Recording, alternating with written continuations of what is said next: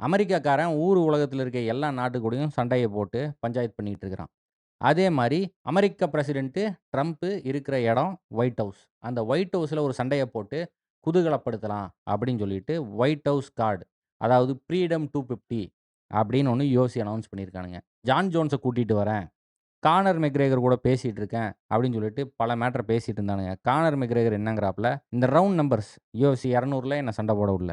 300ல என்ன சண்டை போட விடல. ஆனா என்ன பண்றானுங்க இவனுங்க, அதுக்கு அடுத்து வர்ற கார்டா எனக்கு குடுக்குறானுங்க. ஏன்னா, ரவுண்ட் நம்பர்லேருந்தும் காசு எடுக்கணும். அதுக்கப்புறம் மெக்ரேகர வச்சு காசு எடுக்கணும் அப்படின்னு மெக்ரேகர் ஒரு பக்கம் பேசிட்டு இருக்காப்ல. ஜான் ஜோன்ஸ் அலெக்ஸ் பெரேரா கூட சண்டை போடுறதுக்கு 30 மில்லியன் கேட்டதா தகவல் வந்துட்டு இருந்துச்சு. ஆனா இப்ப வர்ற நியூஸ் என்னன்னா, 30 மில்லியன்லாம் கேட்கல.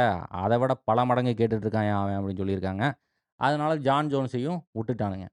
இப்ப இந்த கார்ட்ல டியேகோ லோபெஸ்க்கும், ஸ்டீவ் கார்சியாக்கும் மேட்ச். இந்த மாரி பெரிய கார்டுகள் எல்லாத்துலயுமே போ நிக்கல் கன்ஃபார்ம் இருப்பான். அதே மாரி இதுலயும் இருக்கான். போ நிக்கல் வெர்சஸ் கைல் டாக்கஸ்.